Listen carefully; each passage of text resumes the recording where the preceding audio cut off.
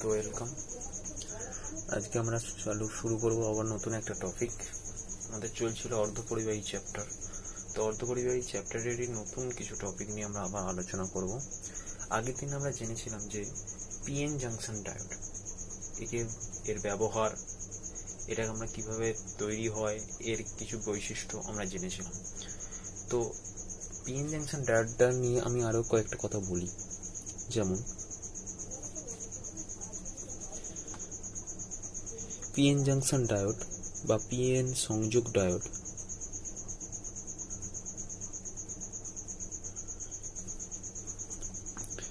এর একটা ছবি আমরা এঁকেছিলাম, বর্তনী চিত্র ছিল এরকম ঠিক দেখতে, যার এই ত্রিভুজ দিকটাকে আমরা বলেছিলাম পি টাইপ এবং এই লাইন বা সরলরেখার রৈখিক অংশটাকে আমরা বলবো কি এন টাইপ। তো একে যখন আমরা বিপরীত বায়াসে যোগ করেছিলাম, বিপরীত বায়াস বলতে আমি আর একবার করে জিনিসটা রিমাইন্ডার করে দিচ্ছি। তো বায়াস বলতে আমরা বুঝবো যে একে ব্যাটারির সঙ্গে আমরা যোগ করবো ঠিক কি পড়বে। যদি পি টাইপের সঙ্গে ব্যাটারির পজিটিভ এবং এন টাইপের সঙ্গে ব্যাটারির নেগেটিভ প্রান্ত যোগ করি, তখন তাকে আমরা বলবো সম্মুখ বায়াস বা ফরওয়ার্ড বায়াস। আর যদি পি টাইপের সঙ্গে আমরা যোগ করি ব্যাটারির এন টাইপ এবং এন নেগেটিভ এবং এন টাইপের সঙ্গে যদি যুক্ত করি আমরা পি টাইপ, তখন আমরা সেটাকে বলবো বিপরীত বায়াস, ইংলিশে রিভার্স বায়াস। সেক্ষেত্রে আমরা গ্র্যাফ টেনেছিলাম, গ্র্যাফটা ঠিক দেখতে ছিল এরকম। এদিক বরাবর আমরা প্লট করেছিলাম ভি এবং এদিক বরাবর আমরা প্লট করেছিলাম আই। তো সেক্ষেত্রে আমরা দেখেছিলাম গ্যাপটা কিরকম ছিল না, সম্মুখ বায়াসের ক্ষেত্রে ঠিক ধীরে ধীরে প্রথম থেকে এইভাবে উঠতে উঠতে একটা সময় পর ইনক্রিজ হতে থাকে। আর রিভার্স বায়াসে আমরা দেখেছিলাম যে এইভাবে প্রায় আই অক্ষকে শূন্য ধরে এবং ভি অক্ষ বরাবর প্রায় এসেই এখানে আমাদের একটা ব্রেকডাউন, একটা ভাঁজ দেখতে পাই, একে বলে ব্রেকডাউন অঞ্চল। তো আজ আমরা আলোচনা করবো এই ব্রেকডাউনটা নিয়ে। তো ব্রেকডাউনটা নিয়ে আমরা আলোচনা করতে হলে তাহলে আমাকে জানতে হবে আগে যে এই ব্রেকডাউনটা কেন হয় এবং এটা কি নির্দেশ করে। ব্রেকডাউন রিভার্স বায়াসে আমরা প্রথমে বলি, রিভার্স বায়াসে আমরা কারেন্ট কেন পাই, মিনিমাম কারেন্ট আমরা একটা পাই। সাধারণত রিভার্স বায়াসে আমরা বলেছি কোনো রকম কারেন্ট পাবো না, কিন্তু রিভার্স বায়াসে আমরা একটা মিনিমাম কারেন্ট পাই। কেন কারেন্ট পাই? সেই কারেন্টটা পাওয়ার কারণ আছে। কারণটা হচ্ছে কি না, রিভার্স বায়াসে বিপরীত বায়াসের ক্ষেত্রে বা রিভার্স বায়াসের ক্ষেত্রে যদি আমরা এই পিএন জাংশন ডায়োডটাকে একটু বড় করে আঁকি, তাহলে সেক্ষেত্রে আমরা দেখেছিলাম যে P type N type, P টাইপে আমার হোলগুলো ছিল এবং এন টাইপে আমার ইলেকট্রনগুলো ছিল। এই অঞ্চলটা আমার নিঃশেষিত অঞ্চল ছিল। একে যখন আমরা ব্যাটারির নেগেটিভ এবং একে যখন আমরা যোগ করছি ব্যাটারির পজিটিভ প্রান্তের সঙ্গে, তখন কি হচ্ছে, এর হোলগুলো এর নেগেটিভ দ্বারা আকর্ষিত হবে এবং ইলেকট্রনগুলো কি হবে, এর ব্যাটারির পজিটিভ প্রান্ত দ্বারা আকর্ষিত হবে। তাহলে এইভাবে আকর্ষিত হতে হতে দেখবো যে এই নিঃশেষিত অঞ্চল ধীরে ধীরে বৃদ্ধিপ্রাপ্ত হবে এবং তার ফলে কি হবে না, আমার ভোল্টেজ এইভাবে প্রায় না থাকার মতনই বাড়বে। কিন্তু বাড়বে কেন? বাড়ার কারণ হচ্ছে এটা রিভার্স বায়াসে আমার ভোল্টেজ পাওয়া বা কারেন্ট পাওয়া আমার একবারেই সম্ভব নয়, কিন্তু তবুও আমরা পাবো কেন না, এখানে হোলস ছাড়াও কিছু সংখ্যালঘু বাহক হিসেবে আমরা পেয়েছিলাম ইলেকট্রন।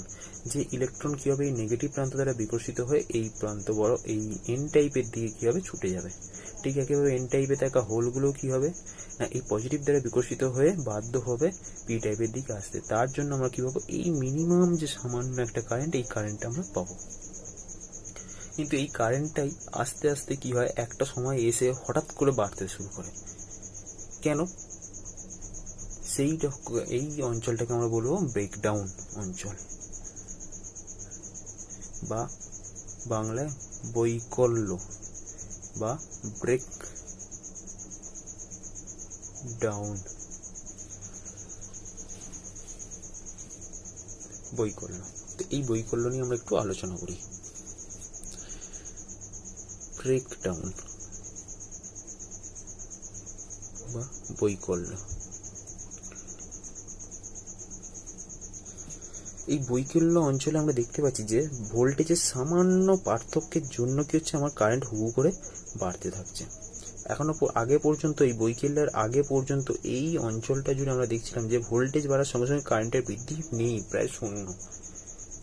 কিন্তু বৈকল্য ভোল্টেজের পরেই কি হয় না, ধীরে ধীরে ভোল্টেজের একটু পরিবর্তনের জন্য কারেন্ট হয়। এর অর্থ কি? এর অর্থ হচ্ছে এই যে হোল এবং ইলেকট্রনগুলোর রিভার্স বায়াসে থাকা অবস্থায় হোল এবং ইলেকট্রনগুলো যখন এক প্রান্ত থেকে আরেক প্রান্তের দিকে যায়, তখন কি হয়, প্রচণ্ড গতিতে যাওয়ার সময় এই নিঃশেষিত অঞ্চলে থাকা ইলেকট্রন হোল যে জোরগুলো আছে, এই জোরগুলোকে কি হয়, ইলেকট্রন বা হোল যাওয়ার সময় ভাঙতে শুরু করে।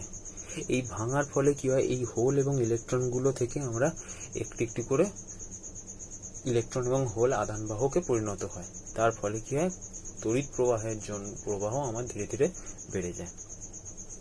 ধীরে ধীরে বলা ভুল, এটা দ্রুতই বেড়ে যায়।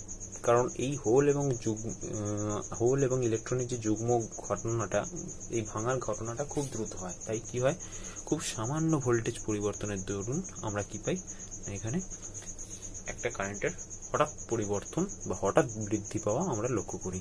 এই অঞ্চলটাকে আমরা বলছি বৈকল্য, এবং যে ভোল্টেজে এটা দেখা যায় তাকে বলা হয় নি ভোল্টেজ। নি মানে হলো হাঁটু।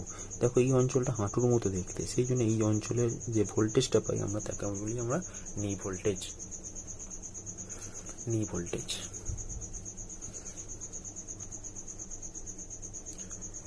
তো এই ব্রেকডাউন বা বৈকল্য কি হয়, দু ধরনের হয়। একটা হচ্ছে সম্প্রপাত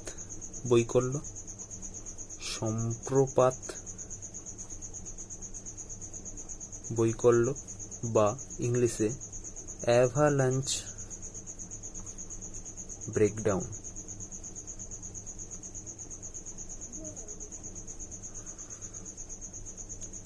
আর একটা হচ্ছে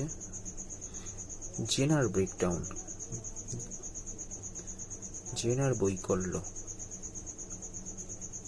বা জেনার ব্রেকডাউন।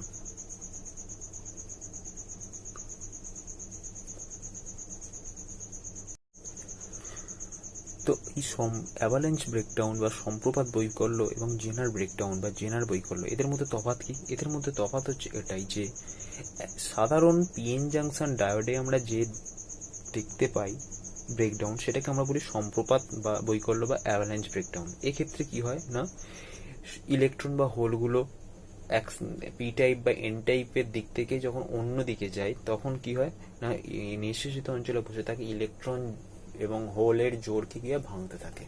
তার ফলে কি হয়, একটু অল্প সময়ের মধ্যে কি হয়, প্রচুর পরিমাণে আমরা আধান বাহক পাই, যে কারণে আমাদের কারেন্টটা হু করে বাড়তে থাকে। এই ধরনের ঘটনাকে আমরা বলবো সম্প্রপাত বৈকল্য। জেনার বৈকল্য কি? জেনার বৈকল্যের ক্ষেত্রে কি হয় না, এই পি টাইপ এবং এন টাইপের ডোপিং কি হয়, আরো বৃদ্ধি করা হয়, অর্থাৎ ডোপিং ঘনত্ব বৃদ্ধি করা হয়। ডোপিং ঘনত্ব বৃদ্ধি হওয়ার ফলে কি হয় না, এর ক্ষেত্রে যে নিঃশেষিত অঞ্চল থাকে, সেই নিঃশেষিত অঞ্চল ডোপিং এ বৃদ্ধি করার ফলে এই পি টাইপ, এটা হচ্ছে এন টাইপ করার ফলে এদের নিঃশেষিত অঞ্চল অত্যন্ত সংকীর্ণ হয়, সংকুচিত হয়। তার ফলে কি হয়, এই ইলেকট্রন এবং হোল এই নিঃশেষিত অঞ্চল ভেদ করে যাওয়ার মতো উপযোগী ছিল না সাধারণ পিএন জাংশন ডায়োডে। কিন্তু যখন ডোপিং বাড়িয়ে দেবো, তখন কি হয়, এই নিঃশেষিত অঞ্চল অত্যন্ত সংকুচিত হয়ে যায়। অর্থাৎ অল্প পরিমাণ শক্তি প্রয়োগ করেই আমরা কি করতে পারি না, পি টাইপ এবং এন টাইপ থেকে ইলেকট্রন এবং হোলের ব্যাপন প্রক্রিয়া পুনরায় চালু করতে পারি। তো সেক্ষেত্রে আমাদের যে ঘটনাটা ঘটে সেটা হচ্ছে যে রিভার্স বায়াসের ছবিটা আমি শুধু আঁকি একটা জেনার ব্রেকডাউনের। সেক্ষেত্রে আমরা পাবো এদিক বরাবর ভোল্টেজ, এদিক বরাবর হচ্ছে কারেন্ট। তাহলে সেক্ষেত্রে হয় এই নি ভোল্টেজটা কি হয়, খুব দ্রুত আমরা পেয়ে যাই। এক্ষেত্রে এই ভোল্টেজটা যে জায়গায় আমরা পাই, সেই তুলনায় কি হয়, এখানে ভোল্টেজটা খুব দ্রুত আমরা পেয়ে যাই। এবং সেক্ষেত্রে কি অল্প ভোল্টেজ পরিবর্তনের দরুন কি হয়, কারেন্টের পরিবর্তন আরও দ্রুত হয়। ঘটনাটা একই, শুধুমাত্র অ্যাভালেঞ্চ ব্রেকডাউন বা সম্প্রপাত বৈকল্য পাই আমরা সাধারণ পিএন জাংশন ডায়োডে, এবং জেনার ব্রেকডাউন বা জেনার বৈকল্য পাই কি সেক্ষেত্রে আমরা ডোপিংটাকে একটু আরও বৃদ্ধি করব। এবং এই বৈকল্যের ওপর দাঁড়িয়ে কি হবে, আমার একটা ডায়োড কাজ করবে। শুধুমাত্র এই বৈকল্যের ওপর দাঁড়িয়ে কাজ করবে এমন ডায়োড আমি যদি তৈরি করি, তার নাম দেবো আমরা জেনার ডায়োড। তাহলে আমরা দেখিনি জেনার ডায়োডের ছবিটা কীরকম। জেনার ডায়োড প্রত্যেকেরই একটা করে বর্তনী চিহ্ন আছে, তেমনই জেনার ডায়োডের একটা বর্তনী চিহ্ন হলো এই হলো আমার জেনার ডায়োডের, যার এই ত্রিভুজ অঞ্চলটাকে হচ্ছে পি টাইপ, এবং এই আঁকা বাঁকা স্ট্রেট লাইনের পর এই আঁকা বাঁকা যে অংশটা এটা বোঝায় এর এন টাইপ। এইভাবে আমরা বর্তনীতে জেনার ডায়োডকে চিহ্নিত করে থাকি।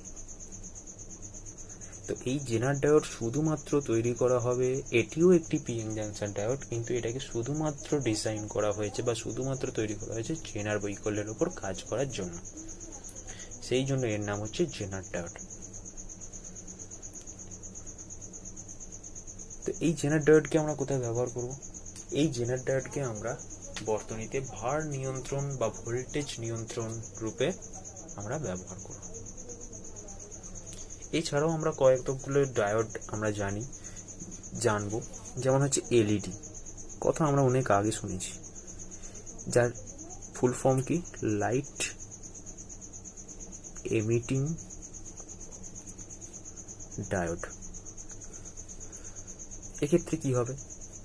এক্ষেত্রে হবে যেটা, যে একটি পিএন জাংশন ডায়োডকে, এটিও এক ধরনের পিএন জাংশন ডায়োড, কিন্তু এর কাজ হবে না, এর মধ্যে দিয়ে যখনই তড়িৎ প্রবাহ যাবে এই কি হবে, লাইট এমিট করবে, অর্থাৎ আলো নিঃসরণ হবে। এই জন্য এর চিত্রটা হয় কি, বর্তনী চিত্রটা ঠিক এইরকম, যে পিএন জাংশন ডায়োড থেকে গিয়েছে আলো আমার নিঃসৃত হচ্ছে। এই ধরনের ডায়োডকে বলা হয় এলইডি বা লাইট এমিটিং ডায়োড। আগেকার দিনে আমাদের কি করা হতো, ছোট ছোট বাল্ব বা টুনি লাইটকে আমরা বিভিন্ন ক্ষেত্রে আমরা ব্যবহার করা দেখতে পেতাম।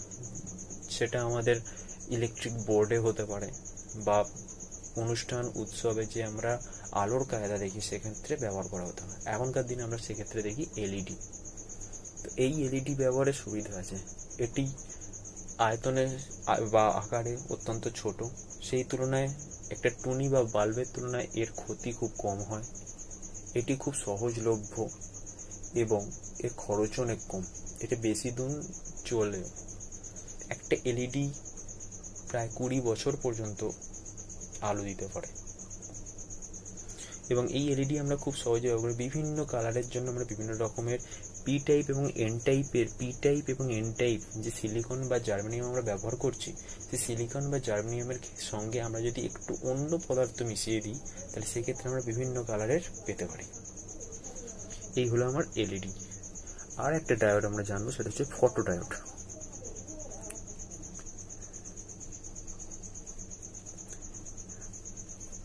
ফটো ডায়োড কি? ফটো ডায়োড হচ্ছে এলইডির ঠিক উল্টো, অর্থাৎ এক্ষেত্রে হবে কি আমার, না আলো এসে পড়বে এবং আমার তড়িৎ উৎপন্ন হবে। এক্ষেত্রে ছিল কি, তড়িৎ যাওয়ার ফলে কি হচ্ছে, আলো উৎপন্ন হচ্ছে, এবং আর এক্ষেত্রে হবে আমার কি, না আলো এসে পড়ার ফলে আমার তড়িৎ উৎপন্ন হবে।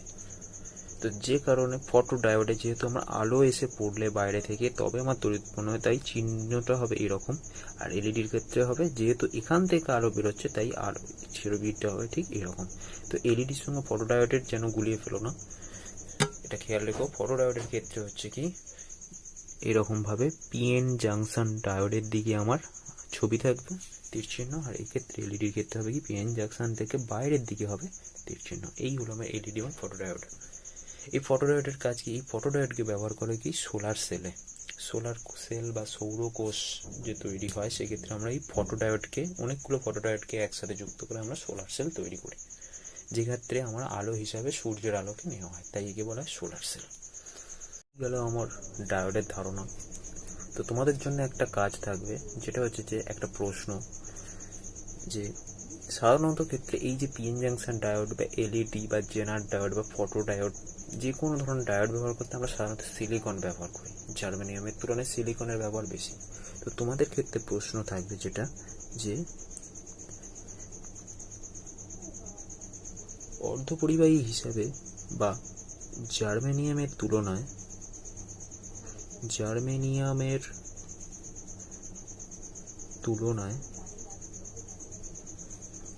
সিলিকনের ব্যবহারের সুবিধা কি কি? তো এটা তোমরা আমাকে লিখে দেখাও, অবশ্যই কমেন্টে জানো, এটা তোমাদের জন্য কাজ থাকবে। এবার আসি আমরা ট্রানজিস্টর কি, বা এই ট্রানজিস্টরকে নিয়ে আমরা কি কি করতে পারি। ট্রানজিস্টর, তোমরা বাংলার সঙ্গে সঙ্গে ইংলিশ টার্মটাকেও একটু পাশে রাখার চেষ্টা করবে, এতে তোমাদের পরবর্তী দিনে বুঝতে অনেক সুবিধা হবে। ট্রানজিস্টর 1947 সালে জন বার্ডিন এবং উইলিয়াম শকলে এবং ওয়াল্টার ব্র্যাটেন এই ট্রানজিস্টর আবিষ্কার করেছিলেন। ট্রানজিস্টর অনেক ধরনের পাওয়া যায়, তার মধ্যে সব থেকে বেশি প্রচলিত হলো কি দ্বিমেরু সংযোগ ট্রানজিস্টর। দ্বিমেরু সংযোগ ট্রানজিস্টর এর ব্যবহার সব থেকে বেশি। ইংলিশ হচ্ছে বাইপোলার জাংশন ট্রানজিস্টর, বা সংক্ষেপে BJT, বাইপোলার জাংশন ট্রানজিস্টর। একে বাইপোলার জাংশন ট্রানজিস্টর বলা হয় কেন? আমরা একটা ট্রানজিস্টরের ছবি আঁকলেই আমরা বুঝতে পারবো এটাকে কেন বলা হয় বাইপোলার জাংশন ট্রানজিস্টর। তো এই বাইপোলার জাংশন ট্রানজিস্টর দু ধরনের হয়, একটা হচ্ছে পিএনপি ট্রানজিস্টর আর একটা হচ্ছে এনপিএন জাংশন ট্রানজিস্টর। অর্থাৎ একটা সিলিকন অর্ধপরিবাহীতে আমরা কি করব না, তিনটে পার্ট ভাগ করে নেব। একটা পার্টে আমরা কি করব, পি টাইপ ডোপিং করব, মাঝখানের পার্টে আমরা এন টাইপ ডোপিং করব এবং শেষের পার্টটাতে আমরা আবার পি টাইপ ডোপিং করব।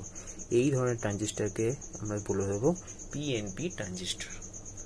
ঠিক এরকমই একটা সিলিকন অর্ধপরিবাহী নিয়ে তার মধ্যে আমরা এক সাইডে এন টাইপ, মাঝখানেতে আমরা পি টাইপ এবং এই ধারের প্রান্তেতে আমরা যদি এন টাইপ ডোপিং করি তখন আমরা এর নাম দেবো এনপিএন ট্রানজিস্টর।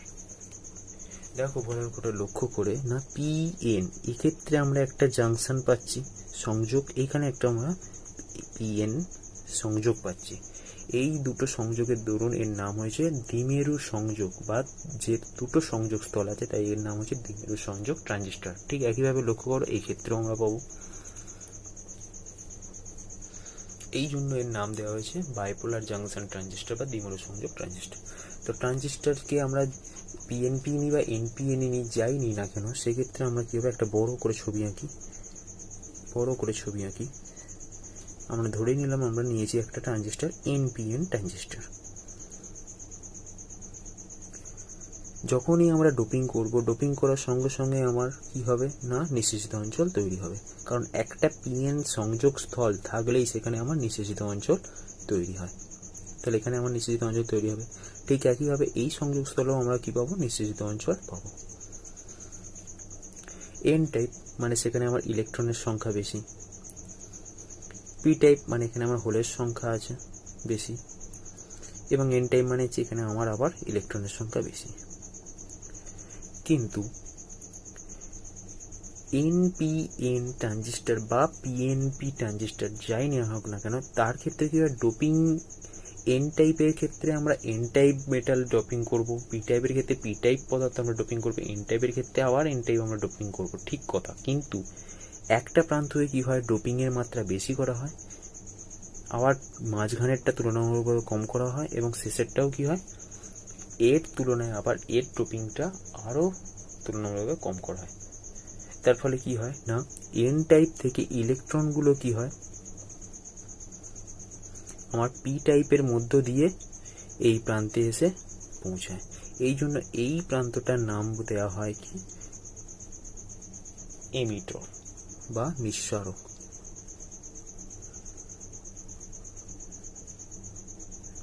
এমিটর।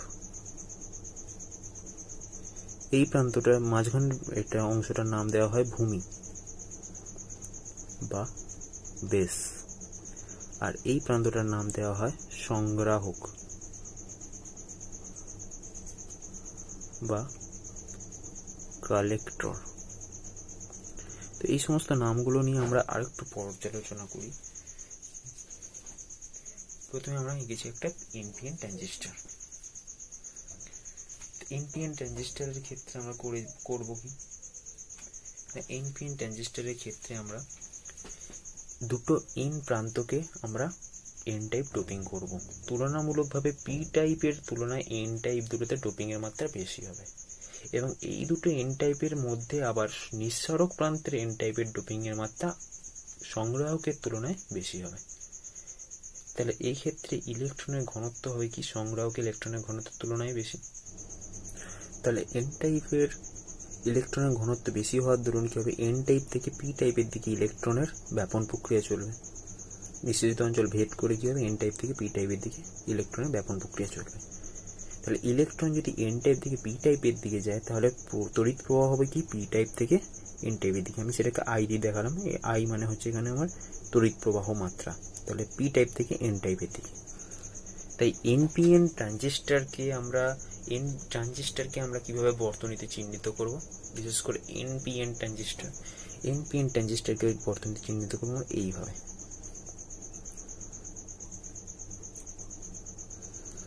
এই হলো তিনটি প্রান্ত।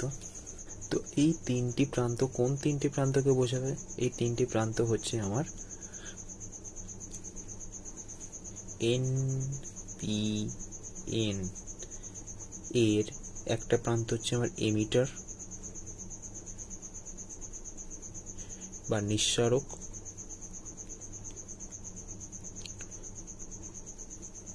এই একটা প্রান্ত।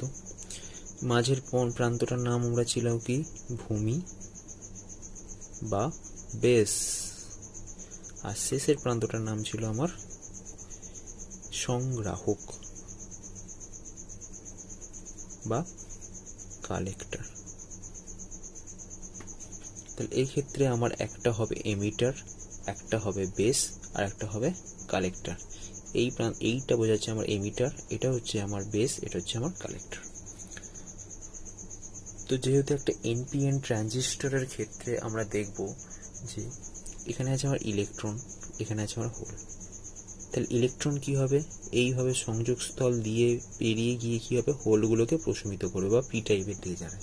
তাহলে ইলেকট্রন যদি পি টাইপের দিকে এই দিকে যায় তাহলে আমার তড়িৎ প্রবাহ মাত্রা কোন দিকে যাবে না পি টাইপ থেকে এন টাইপের দিকে। সেটাকে আমরা আই দিয়ে দেখাচ্ছি যে পি টাইপ থেকে এন টাইপের দিকে হবে আমার আই বা তড়িৎ প্রবাহ মাত্রা যাবে। তাহলে সেক্ষেত্রে ছবিটা দেখো ভূমি থেকে নিঃসারকের দিকে। তাহলে এক্ষেত্রে ভূমি থেকে নিঃসারকের দিকে কি হবে, আমার তড়িৎ প্রবাহ মাত্রা যাবে। এটা হলো আমার একটা এনপিএন ট্রানজিস্টরের বর্তনী চিত্র। তাহলে এনপিএন ট্রানজিস্টরের বর্তনী চিত্রটা ঠিক দেখতে এরকম। পিএনপি ট্রানজিস্টরের বর্তনী চিত্র কিরকম হবে, পিএনপি ট্রানজিস্টরের বর্তনী চিত্র হবে ঠিক একই ছবি। এরও তিনটে প্রান্ত আছে, বেস,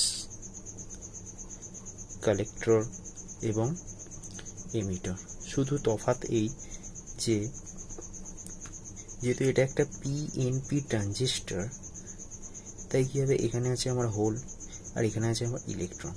তাহলে হোলগুলো কি হবে, ইলেকট্রনগুলো কি হবে, ব্যাপনের দরুন এন টাইপ থেকে পি টাইপের দিকে আসবে, ফলে তড়িৎ প্রবাহ যাবে কি পি টাইপ থেকে এন টাইপের দিকে। আমরা জানি কি ইলেকট্রন যেদিকে যায় ঠিক তার উল্টো দিকে আমার তড়িৎ প্রবাহ যায়। তাহলে এই ক্ষেত্রে আই হবে এরকম। তো এটাকে আমরা নাম দিয়েছিলাম, এটাকে আমরা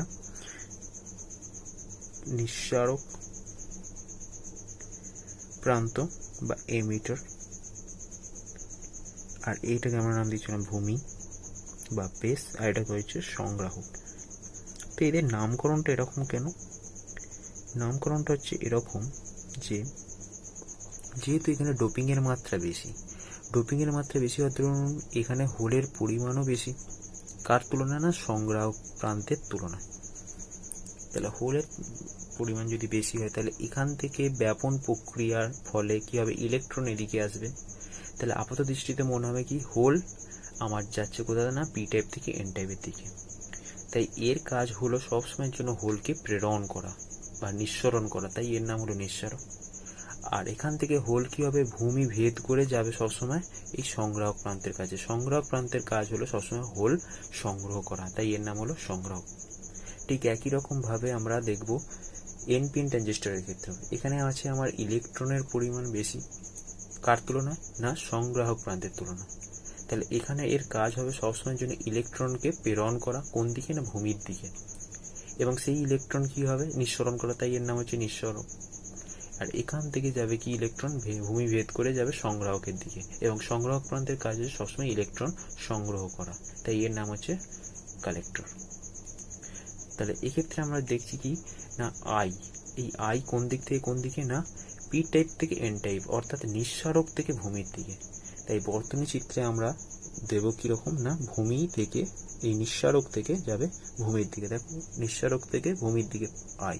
তাই এই ক্ষেত্রে তড়িৎ প্রবাহের চিত্রটা, ছবিটা কিরকম হবে বা অ্যারো চিহ্নটা কিরকম হবে? না নিঃসারক থেকে ভূমির দিকে। তো এটা হলো আমার পিএনপি ট্রানজিস্টরের বর্তনী চিত্র। তো এনপিএন ট্রানজিস্টর এবং পিএনপি ট্রানজিস্টরের বর্তনী চিত্র একই রকম, শুধুমাত্র কি হচ্ছে এমিটার প্রান্তে আমরা দেখব অ্যারো চিহ্ন যদি বহির্গামী হয়, বাইরের দিকে হয়, তখন সেটা হয় আগে আমার এনপিএন ট্রানজিস্টর, এবং যখন অ্যারো চিহ্ন হয় ভিতরের দিকে অর্থাৎ ভূমির দিকে, তখন সেইটা হয় কি আমার পিএনপি ট্রানজিস্টর। তো এনপিএন ট্রানজিস্টর এবং পিএনপি ট্রানজিস্টরের মধ্যে আরও কি তফাৎ আছে? এনপিএন ট্রানজিস্টরে দেখো দুটো এন টাইপ প্রান্ত, এবং এখানে কি হচ্ছে আমার এন টাইপ প্রান্ত দুটোর ডোপিং পি টাইপের তুলনায় বেশি করা হয়। তাই এখানে আমরা মুখ্য বাহক বা সংখ্যাগুরু বাহক হিসাবে কি পাবো? শুধুমাত্র ইলেকট্রন। সেই তুলনায় পি টাইপে আমরা কি দেখছি? না দুটো পি টাইপ আছে এবং দুটো পি টাইপের ডোপিং কি করা হয়েছে? এন টাইপের তুলনায় বেশি করা হয়েছে। তাহলে পি টাইপ দুটোতে আমরা কি পাবো? হোলের পরিমাণ তুলনামূলকভাবে বেশি পাবো। তাই এক্ষেত্রে সংখ্যাগুরু বাহক বা মুখ্য বাহক হিসেবে আমরা কি পাবো? হোল।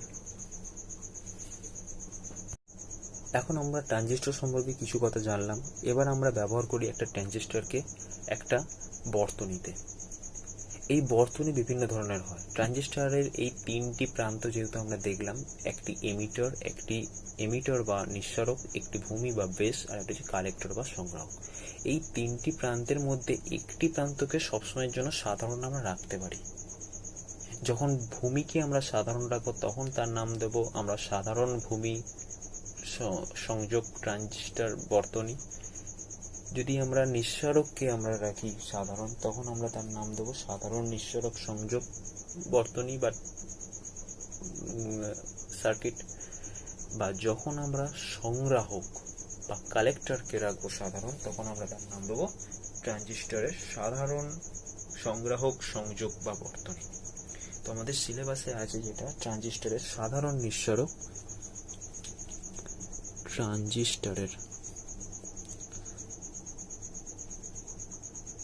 ট্রানজিস্টরের সাধারণ নিঃসারক সংযোগ।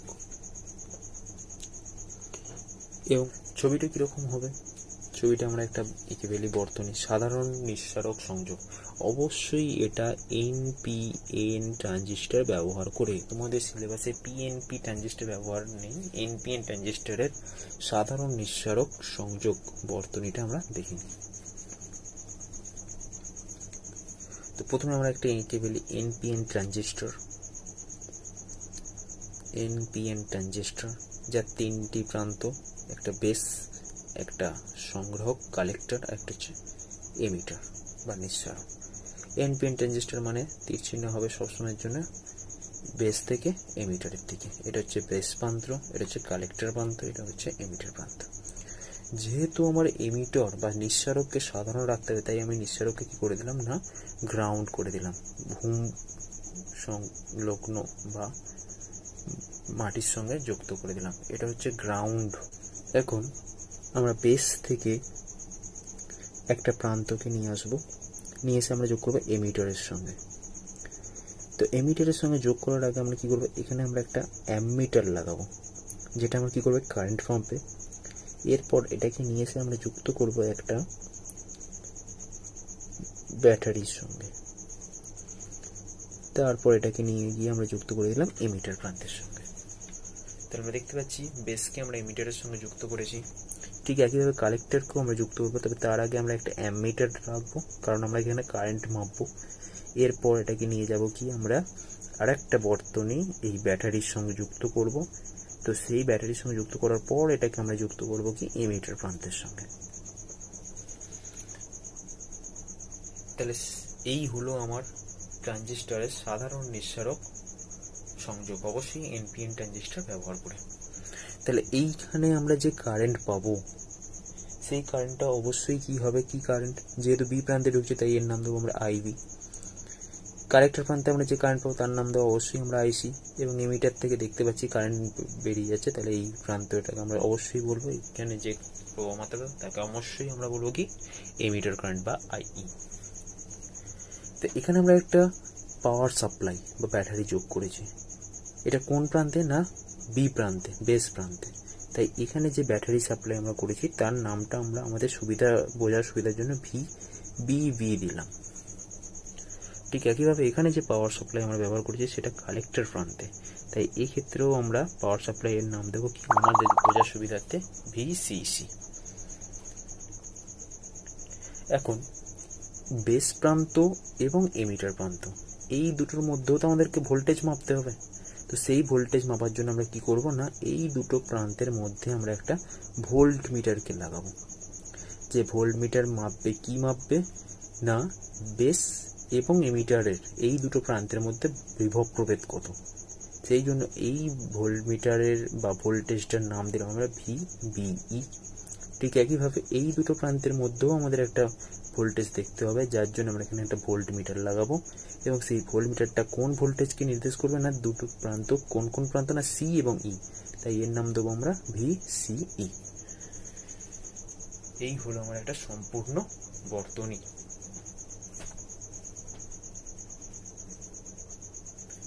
তো এই ক্ষেত্রে আমরা বেস এবং এমিটার এই প্রান্তটাকে আমরা নাম দেবো ইনপুট বর্তনী। কেন না সেটা আমরা পরে আসবো। আর এই পোর্শনটাকে আমরা বলবো আউটপুট বর্তনী। কেন ইনপুট বর্তনী বলছি, না এখান থেকে আমরা VBB যা সাপ্লাই করব এবং এখান থেকে আমরা VCC যা সাপ্লাই করব, দেখবো এই VBE এর চেঞ্জের জন্য, এর পরিবর্তনের জন্য আমরা VCE এর কি পরিবর্তন হচ্ছে। ইনপুট আমরা কাকে বলবো, ইনপুট হচ্ছে আমরা যেখানে আমরা বাইরে থেকে শক্তি দেব। আর আউটপুট কাকে বলবো, যেখান থেকে আমরা শক্তি বা কার্য পাবো। তো এক্ষেত্রে একটা বর্তনীর ক্ষেত্রেও আমরা ইনপুট এটাকে বলবো কেন না, এখানে আমরা যে পরিমাণ ভোল্টেজ দিচ্ছি তার জন্য এখানে আমাদের কি ভোল্টেজের পরিবর্তন হচ্ছে সেটা আমরা দেখব। তাহলে এইখানে ভোল্টেজ দিচ্ছি, তাই এই বর্তনীর নাম হচ্ছে ইনপুট বর্তনী। আর এই বর্তনীতে আমরা পর্যবেক্ষণ করব, তাই এই বর্তনীর নাম হচ্ছে আমার আউটপুট বর্তনী। তো এই সাধারণ নিঃসারক বা কমন এমিটার সংযোগে যদি আমরা বায়াস ব্যবহার করি, বায়াস আমরা এখানে ব্যবহার করেছি, কিরকম বায়াস ব্যবহার করেছি ভালো করে লক্ষ্য করে দেখো। VBB এর পজিটিভ প্রান্তের সঙ্গে যোগ করেছি আমরা বেসকে এবং নেগেটিভ প্রান্তের সঙ্গে যোগ করেছি আমরা এমিটারকে। যেহেতু এটা একটা এনপিএন ট্রানজিস্টর তাই এটা হবে, এটা এন, এটা পি এবং এটা এন। তাহলে পি এর সঙ্গে আমরা যোগ করেছি পজিটিভ এবং এন এর সঙ্গে যোগ করেছি আমরা নেগেটিভ। তাহলে এই দিকটা আছে আমার সম্মুখ বায়াসে, এই মুহূর্তে এই দিকটা আছে আমার সম্মুখ বায়াসে। ঠিক একইভাবে এই দিকটা দেখো, এটা এন, এটা পি, তাহলে এন টাইপ যুক্ত হয়েছে আমার পজিটিভের সঙ্গে এবং এন যুক্ত হয়েছে আমার পজিটিভের সঙ্গে এবং এই প্রান্তটা যুক্ত হয়েছে আমার নেগেটিভের সঙ্গে। তো এই দিকটা আমি দেখতে পাচ্ছি কি না এন টাইপ যুক্ত হয়েছে পি টাইপের সঙ্গে, তাই এদিকটা আছে আমার বিপরীত বায়াস। এই মুহূর্তে এখানে আমি তীর চিহ্ন দিয়েছি, অর্থ কি না ধীরে ধীরে আমরা এই পজিটিভ এবং নেগেটিভ প্রান্ত দুটোকে পরিবর্তন করতে পারি। অর্থাৎ এখন বিপরীত বায়াসে আছে, কিন্তু কিছুক্ষণ এটা আমি ঘোরাতে ঘোরাতে কী করবো না, আমি এটাকে সম্মুখ বায়াসে নিয়ে যেতে পারি। আবার ঠিক একইভাবে এই দিকটা আমার সম্মুখ বায়াসে আছে, তাই এটাকেও আমরা কী করতে পরিবর্তনের দ্বারা বিপরীত বায়াসে নিয়ে যেতে পারি। তো এই অবস্থায় আমরা যদি একটা আইসি সঙ্গে আইবির যদি আমরা একটা গ্র্যাফটা নিই, যেহেতু আমরা বলেছি এটা ইনপুট বর্তনী, তাহলে আইবি আমরা এখান থেকে দেব। তার দরুন আইসি আমরা কি পরিবর্তন দেখব। তো এই আইবির সঙ্গে আইসির যদি আমরা একটা পরিবর্তনের গ্র্যাফ আঁকি, যে কতটা পরিমাণ আমি কারেন্ট বেস প্রান্তে দিচ্ছি, তার দরুন আমরা কালেক্টর প্রান্তে কতটা পরিমাণ আমরা আইসি পাচ্ছি, প্রবাহ মাত্রা পাচ্ছি, তার গ্র্যাফটা কীরকম হবে দেখতে। গ্র্যাফটা হবে ঠিক এইরকম, আইবি এদিক বরাবর হচ্ছে আমার আইসি, এবং গ্র্যাফটা হবে ঠিক একটি মূল বিন্দু থেকে এইভাবে সরলরেখা। এবং এখানে অবশ্যই আমাকে ভিসিই এটাকে ধ্রুবক রাখতে হবে। এই ভিসিই এর একটা নির্দিষ্ট মানের জন্য যদি আমরা আইবির সঙ্গে আইসির একটা গ্র্যাফটা নিই, তাহলে সেটা দেখতে হয় ঠিক এরকম। একে আবার বলা হয় ইনপুট ভার্সেস আউটপুট গ্যাপও বলা হয়। কেননা ইনপুট কারেন্টের সঙ্গে আউটপুট কারেন্টের গ্যাপ টেনেছি, তাই একে বলা হয় ইনপুট ভার্সেস আউটপুট কারেন্টের গ্যাপও বলা হয়। তো এক্ষেত্রে যদি আমরা যে কোনো একটা বিন্দুর কথা যদি বলি, সেই বিন্দুতে দাঁড়িয়ে দেখো এদিক বরাবর আমরা কি পাবো, আইবির একটা মান পাবো, যেটাকে আমরা বলছি কি এই পরিবর্তনটাকে ডেল্টা আইবি, ক্ষুদ্র একটা পরিবর্তন নিলাম, এটাকে বলছি আমরা ডেল্টা আইবি। তো ডেল্টা আইবির এই ক্ষুদ্র পরিবর্তনের জন্য আমরা আইসি লেখতে বা আইসি অক্ষের ওপরেও কি হলো, আমরা একটা আইসির একটা পরিবর্তন পেলাম।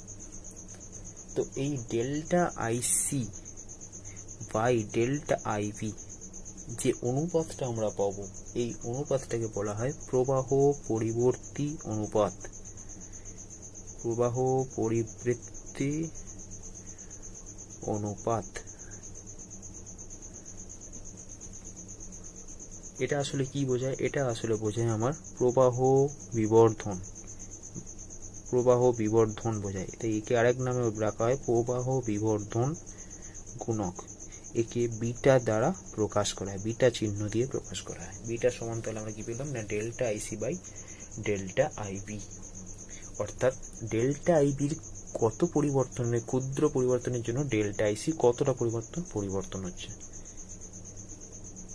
তাই আমরা এটাকে নাম দিয়েছি প্রবাহ বিবর্ধন গুণক। ছবিতে আমরা আরো একটা জিনিস দেখব যে আইই একমাত্র হচ্ছে ট্রানজিস্টর থেকে বহির্মুখী কারেন্ট, সেই তুলনায় কালেক্টর এবং বেসে হচ্ছে কি আমার দুটো প্রবাহ মাত্রাই হচ্ছে কি অন্তর্মুখী। তো কারশফের সূত্র অনুযায়ী এই ক্ষেত্রে আমরা লিখতে পারি যে IE current equal to IB plus IC. কারশফের সূত্র বলে একটি বিন্দুতে দাঁড়িয়ে যদি অনেকগুলি প্রবাহ এসে দাঁড়ায়, তাহলে মোট বহির্মুখী প্রবাহ সমান হবে কি মোট অন্তর্মুখী প্রবাহ। তাহলে এটা মোট বহির্মুখী প্রবাহ হচ্ছে আইই এবং মোট অন্তর্মুখী প্রবাহ কত, আইবি প্লাস আইসি। এবার আসি আমরা আউটপুট অঞ্চলটা, আউটপুট যে বর্তনী হয়েছে, আউটপুট বর্তনীতে দাঁড়িয়ে আমি কি দেখতে পাচ্ছি না, আউটপুট বর্তনীতে দাঁড়িয়ে আমরা দেখতে পাচ্ছি যেটা যে আউটপুট ভোল্টেজ ভিসিই, তার সঙ্গে আমরা আউটপুট কারেন্ট কি পাচ্ছি আইসি। তো এই ভিসিই এবং আইসির যদি আমরা একটা গ্র্যাফটা নিই, সেই গ্র্যাফটা দেখতে হবে কিরকম। গ্র্যাফটা আমরা আগে এখানে গ্র্যাফটা একটু ভালো করে দেখো, একটু জটিল টাইপের গ্র্যাফটা। এখানে আমরা কি করেছি না, এক্স অক্ষ বরাবর ভিসিই কে আমরা এঁকেছি এবং এদিক বরাবর আমরা আইসি কে এঁকেছি। এবং এখানে অবশ্যই আমরা কি করব না, আইবি, এই আইবি কে ধ্রুবক রেখে আমরা ছবি আঁকবো। মনে করো সাধারণত কি হয়, এই আইবি মাইক্রো অ্যাম্পিয়ার রেঞ্জে হয় এবং সেই তুলনায় আইসি হয় কি আমার মিলি অ্যাম্পিয়ার রেঞ্জে। তো এই আইবি কে মনে করো 0 ধরেছি। তো আইবি কে যদি আমরা 0 ধরে গ্র্যাফটা টানি, তাহলে সেক্ষেত্রে গ্র্যাফটা হয় কি এইভাবে গিয়ে এইভাবে চলে যায়, যখন আমার আইবি কে আমরা 0 ধরেছি। সামান্য বাড়ালাম, মনে করো 10 বা 20, 10 ধরো। তা আইবিকে যখন আমরা 10 মাইক্রোঅ্যাম্পিয়ার করেছি তখন কি হবে, গ্র্যাপটা সামান্য উন্নতি হবে, কিন্তু গ্র্যাপের নেচার বা প্রকৃতিটা কি হবে, ঠিক একই রকমই থাকবে। কীরকম প্রকৃতিটি না, প্রথমের দিকে দেখতে পাচ্ছি আমরা ধীরে ধীরে উঠছে, একটা সময় পর বেঁকে গেল, বাঁকার পর কি হচ্ছে না ধীরে একটা জায়গায় কি হচ্ছে, এইভাবে একটা স্ট্রেট লাইন মানে স্যাচুরেট মানে সম্পৃক্ত হয়ে গেল, মানে স্থির হয়ে যাওয়ার মতো। ঠিক স্থির নয়, কারণ স্থির হয়ে যাওয়ার অর্থ কি হচ্ছে, এর সঙ্গে একদম সমান্তরাল হওয়া, কিন্তু সমান্তরাল না হয়ে গিয়ে সামান্য ধীরে ধীরে বৃদ্ধি পাচ্ছে। তো এই অবস্থাটাকে আমরা বলি স্যাচুরেট বা সম্পৃক্ত অবস্থা। তো আইবিকে আরও একটু বাড়ানো হোক 20 অ্যাম্পিয়ার, তাহলে সেক্ষেত্রে দেখবো কি গ্র্যাপ এইভাবে গিয়ে কি হচ্ছে, সামান্য পর আবার বেঁকে গেল 20 মাইক্রোঅ্যাম্পিয়ার। তারপর কি হচ্ছে 30 মাইক্রোঅ্যাম্পিয়ার নিলে গ্র্যাপটা আরও উন্নতি হবে এবং ঠিক একই প্রকৃতি হয়ে আবার বেঁকে যাবে। এইভাবে আমরা যদি নিতে থাকি তাহলে আইবি বিভিন্ন বিভিন্ন মানের জন্য আমরা বিভিন্ন বিভিন্ন গ্র্যাপ পাবো। তো গ্র্যাপটার ক্ষেত্রে আমরা 3টে অঞ্চল আমরা দেখতে পাচ্ছি। একটা অঞ্চলে কি হচ্ছে না, গ্র্যাপটা এইভাবে স্ট্রেট লাইন বরাবর বৃদ্ধি পাচ্ছে। একটা জায়গায় দেখতে পাচ্ছি যে গ্র্যাপটা একটা অংশে স্থির হয়ে যাওয়ার চেষ্টা করছে, আর একটা অঞ্চল কি হচ্ছে না, আইবি ইকুয়াল টু 0 তার নিচে যদি হয় তখন সেক্ষেত্রে কোন অঞ্চল। তো এই 3টে অঞ্চলে যদি আমরা ভাগ করি গ্র্যাপটাকে, 3টে অঞ্চলের মধ্যে এই নিচের অঞ্চলটাকে আমরা বলবো কি কাট অফ অঞ্চল। কাট অফ অঞ্চল অর্থাৎ যখন আইবি 0 তার নিচের যে অঞ্চল তাকে বলছি আমরা কাট অফ অঞ্চল। যেখানে একটা স্ট্রেট লাইন বরাবর উঠছে এটাকে আমরা বলবো সম্পৃক্ত অঞ্চল। সম্পৃক্ত অঞ্চল অর্থাৎ ঠিক যার পর থেকে গ্র্যাপটা আমার সম্পৃক্ত বা স্যাচুরেট হতে চেষ্টা করছে, এবং যে অঞ্চলটা স্যাচুরেট অবস্থায় এসে যায় বা সম্পৃক্ত অবস্থায় এসে যাবে, তো সেই অঞ্চলটাকে আমরা বলবো সক্রিয় অঞ্চল। অর্থাৎ যে জায়গায় কি হবে, আমার আইসি প্রায় ধ্রুবক হয়ে যাওয়ার চেষ্টা করবে, সেই অঞ্চলটাকে আমরা বলবো সক্রিয় অঞ্চল। তো একটা ট্রানজিস্টরের এই লেখচিত্রতে আমরা দেখতে পাচ্ছি 3টে অঞ্চল আমরা দেখতে পেয়েছি। তো এই 3টে অঞ্চল আমরা পাবো কি করে, যখন উপরের ছবিটা যদি আমরা আরো একবার দেখি, উপরে যাওয়া যাক। উপরের ছবিটা যদি আমরা দেখি তাহলে দেখব যে বেস এবং এমিটার এই প্রান্তটা আমার ছিল কি সম্মুখ বায়াসে। তো যখন সম্মুখ বায়াসে থাকবে এবং কালেক্টর এবং এমিটার প্রান্ত বিপরীত বায়াসে থাকবে, তখনই একমাত্র আমার ট্রানজিস্টর বর্তনী থাকবে আমার ট্রানজিস্টর সক্রিয় অঞ্চলে। যখন বেস এবং এমিটার প্রান্ত চলে যাবে আমার বিপরীতে এবং কালেক্টর এমিটার থাকবে বিপরীতে, তখন আমরা পাবো কাট অফ অঞ্চল। এবং যখন আমার বেস এমিটার প্রান্ত সম্মুখে এবং কালেক্টর এমিটার প্রান্ত থাকবে সম্মুখে, তখন আমরা পাবো কি না এই সম্পৃক্ত অঞ্চল। তাহলে এগুলো আমরা পরিবর্তন করব কার দ্বারা, ওই ভিবিবি সাপ্লাই এবং ভিসিসি পাওয়ার সাপ্লাই, এই দুটোর তীরচিহ্ন পরিবর্তনের দ্বারা আমরা কি করতে পারি, একটা ট্রানজিস্টরকে সম্পৃক্ত অঞ্চলে, সক্রিয় অঞ্চল এবং কাট অফ অঞ্চলে, এই 3টে অঞ্চলে আমরা ট্রানজিস্টরকে ব্যবহার করতে পারি। তো একটা ট্রানজিস্টরকেও আমরা সুইচ হিসেবে ব্যবহার করতে পারি। একটা সুইচের কাজ কি, সুইচের কাজ হলো যে বর্তনীকে নিজের ইচ্ছা মতো যুক্ত করা আবার বিচ্ছিন্ন করা। তো একটা ট্রানজিস্টর যখন আমার সম্পৃক্ত অঞ্চল এবং কাট অফ অঞ্চলের মধ্যে থাকে, তখন আমরা কি করতে পারি না, ট্রানজিস্টরকে সুইচ হিসেবে আমরা ব্যবহার করতে পারি। তবে এক্ষেত্রে একটা অসুবিধা কি না, ট্রানজিস্টর কিন্তু আমাদের আদর্শ সুইচের মতো হবে না, কারণ এত দ্রুত কাজ করে না। কারণ ট্রানজিস্টরের দুটি সংযোগস্থল আছে, আমরা একটু আগে জানলাম, দুটো পিএন সংযোগস্থল আছে। এই দুটো পিএন জাংশন সংযোগস্থলকে কি করতে হবে, একবার বিপরীতে একবার সম্মুখ বায়াসে আনতে হবে। তো এই প্রক্রিয়াটা খুব দ্রুত হয় না, তাই ট্রানজিস্টরকে সুইচ হিসেবে ব্যবহার করলে আমাদের কিছুটা মন্থরভাবে কাজ করে। সেই তুলনায় আমাদের এমনি সুইচ যতটা দ্রুত কাজ করে, ট্রানজিস্টর ততটা দ্রুত কাজ করে না। আমরা একটু আবার উপরে যাই। এখানে আমরা প্রবাহ গুণক হিসাবে আমরা বিটাকে পেয়েছিলাম IC by IB, delta IC by delta IB. তো এই বিটা ছাড়াও আমরা আর একটা প্রবাহ গুণক পাই, যেটাকে আমরা আলফা দিয়ে প্রকাশ করি। এই আলফা সমান কি, delta IC by delta IE, অর্থাৎ এমিটার প্রান্তের প্রবাহের সামান্য পরিবর্তনের জন্য কালেক্টর প্রান্তের যে পরিবর্তন, তাকে আমরা বলি আলফা দ্বারা প্রকাশ করি, delta IC by delta I. এই আলফার সঙ্গে বিটার সম্পর্ক কি, আলফার সঙ্গে বিটার সম্পর্ক হচ্ছে এইখান থেকে যদি আমরা এটাকে টেনে নিয়ে আসি, আই ই সমান হচ্ছে I B plus I C, এবং যদি ডেল্টা দ্বারা প্রকাশ করি তাহলে delta I equal to delta I B plus delta I C. তো একে আমরা কি করলাম, ডেল্টা আই সি দিয়ে ভাগ করে দিই, delta I by delta I C equal to delta I B by delta I C plus 1। তাহলে delta I B by delta I C এটা কি, এটা হচ্ছে আমার 1 বাই আলফা, এটা দেখো এটা হচ্ছে 1 বাই বিটা প্লাস 1।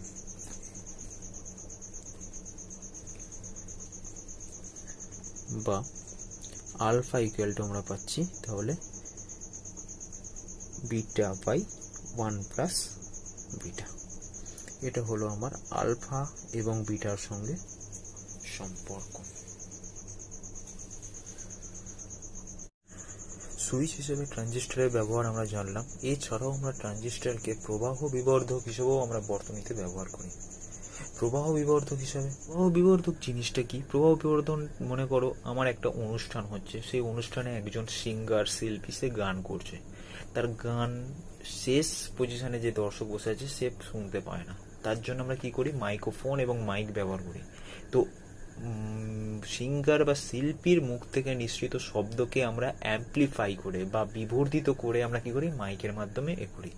তো এটাকে বলা হয় প্রবাহ বিবর্ধন। তো এই প্রবাহ বিবর্ধনে আমরা ট্রানজিস্টর ব্যবহার করি। এছাড়াও আমার কি, রেডিও, রেডিওতে কি হয় না, বেতার তরঙ্গ এসে রেডিওর প্রান্তে এসে পৌঁছায়, কিন্তু সেই বেতার তরঙ্গ অনেকটা জার্নি করে আসার পর এই বেতার তরঙ্গ কি হয়, দুর্বল হয়ে পড়ে। তাই তাকে প্রথমেই কি করা হয়, রেডিওর প্রান্তে থাকা ট্রানজিস্টরে নেওয়া হয়, এবং ট্রানজিস্টরের ইনপুটে দিলে কি হয়, প্রবাহ বিবর্ধিত হয়ে আমরা আউটপুটে রেডিওতে স্ট্রং এবং শক্তিশালী একটা তরঙ্গ শুনতে পাই। তো এই জন্য রেডিওর আরেক নামও কিন্তু ট্রানজিস্টর বলা হয়। আমরা আগে প্রবাহ বিবর্ধন পড়লাম, যেটা হচ্ছে আমরা বিটা দিয়ে প্রকাশ করেছিলাম। এই বিটা সমান কি ছিল না, ডেল্টা আইসি বি, এটাকে আমরা বিটা বলে আগে জেনে এসেছি। তো আমরা সেই গ্যাপটা আরেকবার টানি, আউটপুট বৈশিষ্ট্য লেখো যেটা ছিল, সেখানে আমরা একটু কিছু কথা আরও জানবো। যেমন এদিক বরাবর ছিল আমার ভিসিই, যেটাকে আউটপুট লেখো আমরা বলে থাকি আইসি। তো আইবির একটা মানের জন্য আমরা পেয়েছিলাম গ্র্যাপ এরকম, ধরে নিয়েছিলাম যে এটা 0। তারপরে আর একটা গ্র্যাপ পেয়েছিলাম যেটাকে আমরা বলেছিলাম যে IB equal to 10 micro ampere. তো সেখান থেকে যদি আরও একটু বাড়াই তাহলে সেখানে আমরা পাবো আইবি সমান 20 মাইক্রো অ্যাম্পিয়ার। তো এরকমভাবে আমরা 10 করে বাড়াই, যদি আইবিকে 20, 30 মাইক্রো অ্যাম্পিয়ার, এরপর 40, এরপর তারপর 50। তো এরকমভাবে কী হবে, আমাদের গ্যাপটা কীভাবে উন্নীত হতে থাকবে উপরের দিকে। তো এখন যদি আমরা এখানে একটা রেখা টানি, রেখাটা আমরা এইভাবে টানবো, যদি এইভাবে আমরা একটা রেখা টানি তাহলে এই রেখা কি দেখতে পাচ্ছি, এই রেখা হচ্ছে আমার প্রতিটা লেখচিত্রের লেখকে এক একটা বিন্দুতে ছেদ করেছে। এই বিন্দুগুলোকে আমরা বলবো কিউ পয়েন্ট,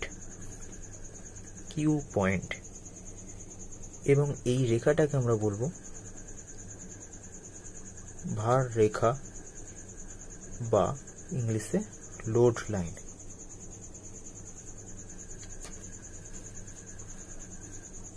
তো এই কিউ পয়েন্ট বা ভার রেখার গুরুত্ব কি, এর গুরুত্ব হচ্ছে এটাই যে সুইচ হিসেবে আমরা কি করেছিলাম না, ট্রানজিস্টরকে সম্পৃক্ত এবং কাট অফ এই দুটো অঞ্চলের মধ্যে যখন কাজ করাবো তখন আমরা সেক্ষেত্রে ট্রানজিস্টরকে সুইচ হিসেবে পাবো। এবং যখন সম্পৃক্ত অবস্থা থাকবে তখন সুইচ অন, এবং যখন কাট অফে নেমে আসবে ট্রানজিস্টর তখন হচ্ছে সুইচ অফ। কিন্তু প্রবাহ বিবর্ধক হিসাবে যদি আমরা পেতে চাই ট্রানজিস্টরকে, প্রবাহ বিবর্ধক হিসাবে ট্রানজিস্টরের ব্যবহার,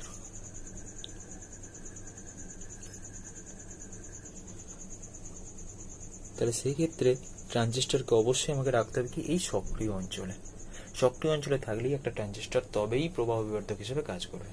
তাহলে সক্রিয় অঞ্চলে একটা ট্রানজিস্টর কিভাবে থাকতে পারে, কিভাবে আমরা বুঝবো না, এই কিউ পয়েন্ট দেখে। অর্থাৎ প্রতিটা কিউ পয়েন্টে দেখো, ভালো করে লক্ষ্য করো, প্রতিটা কিউ পয়েন্টের জন্য আমরা কি পাবো না একটা করে আইসির মান এবং একটা করে ভিসির মান পাবো। এখানে আমরা একটা আইসির মান পাবো, এখানে একটা ভিসিই এর মান পাবো, এবং তার জন্য একটা আইবির মান পাবো। তাহলে আমি কি ধরে নিচ্ছি যে এটা হলো আমার IC1, এটা হলো VCE1 এবং এটা হচ্ছে IB ইকুয়াল টু 30 মাইক্রোঅ্যাম্পিয়ার। পরবর্তী যে কিউ পয়েন্ট, এটাকে Q1 পয়েন্ট দিলাম, Q2 পয়েন্ট এর জন্য আমরা কি পাবো না একটা IC এবং একটা VCE পাবো। ধরে নিলাম এটাকে আমি বলছি VC2, এটাকে বলছি IC2। ঠিক একইভাবে পরবর্তী কিউ পয়েন্টের জন্য আমরা কি পাবো না VCE3 এবং IC3। তো এই কিউ পয়েন্টগুলোকে দেখে আমরা কি বলতে পারি না, মনে করো এই Q1 পয়েন্টটা, এই Q1 পয়েন্টটা যে কোনো মুহূর্তে আমার সম্পৃক্ত অবস্থা কোথা থেকে শুরু না, এইখান থেকে আমার সম্পৃক্ত অঞ্চল শুরু, বা আরো এই ধার থেকে, এবং এটা হচ্ছে আমার সক্রিয় অঞ্চল। তো এই Q1 যেটা পড়ছে, এটা পড়ছে কি একদম সম্পৃক্ত অঞ্চলের মধ্যে বা সম্পৃক্ত অঞ্চলের প্রান্তে। তাহলে এই বিন্দুতে দাঁড়িয়ে যদি আমরা IB, IC1 এবং VCE1 যদি ওই বর্তনীতে আমরা সেট করি, তাহলে সেক্ষেত্রে যে কোনো মুহূর্তের জন্য Q1 পয়েন্ট আমার সম্পৃক্ত অঞ্চলে চলে আসতে পারে। তাহলে ট্রানজিস্টর আমার সক্রিয় অঞ্চলে আর থাকলো না। তাই ট্রানজিস্টরকে সক্রিয় অঞ্চলে রেখে যদি আমরা প্রবাহ বিবর্ধক হিসেবে ব্যবহার করতে পারি, তাই আমাকে এমন একটা কিউ পয়েন্ট চয়েস করতে হবে যে কিউ পয়েন্টটা হবে কি আমার না সামান্য প্রবাহের বিবর্ধনের ফলেও কি হবে না সে কখনোই সম্পৃক্ত অঞ্চলের মধ্যে বা কাট অফ অঞ্চলের মধ্যে প্রবেশ করবে না। তো সেদিক থেকে আমরা দেখব কি Q2 এবং Q3, তার মধ্যে Q2 হচ্ছে কি সব থেকে একটা সুবিধাজনক কিউ পয়েন্ট। তো এই কিউ পয়েন্টে দাঁড়িয়ে আমি কি করব, VCE2 এবং IC2 এবং IB কে আমরা যদি এইভাবে বেঁধে দিই ওই বর্তনীতে, কিভাবে বর্তনীটা একবার দেখো যে IC এখান থেকে আমি দেখে নিলাম একটা IC-র মান।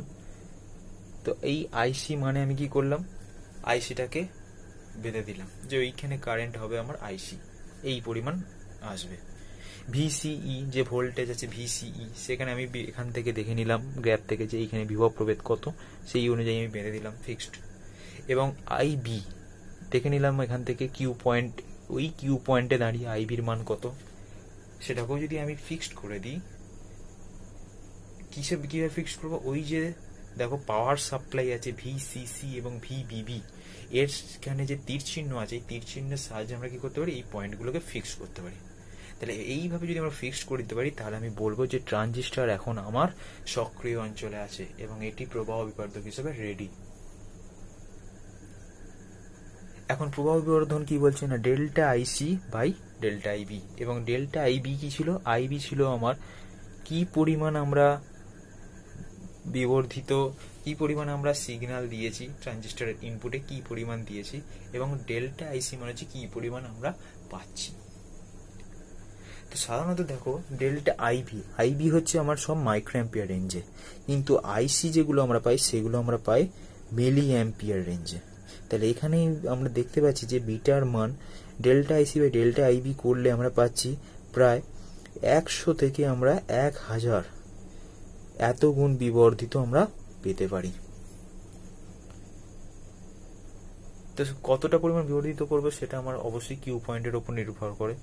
তাহলে এখান থেকে আমরা একটা ছোট্ট একটা পয়েন্ট করে নিই, দেখে নিই যে এই যদি Q2 পয়েন্ট দিই এবং যদি আমি এখানে একটা সিগন্যাল দিতে থাকি, সিগন্যালটা কিভাবে দেবো না, সিগন্যালটা মনে করো একটা সাইনোসয়েডাল ওয়েভ, সাইন ওয়েভ, তাকে যদি আমরা এইভাবে সিগন্যাল দিই তাহলে তার রেসপেক্টে আমি দেখতে পাচ্ছি যে সর্বোচ্চ পজিশন, সেই সর্বোচ্চ পজিশনে যে কিউ পয়েন্টকে পৌঁছে সেই কিউ পয়েন্টের রেসপেক্টে আইসি এটা, এবং সর্বনিম্ন পয়েন্ট যেটা Q3-কে স্পর্শ করে সেই Q3 রেসপেক্ট হচ্ছে IC3।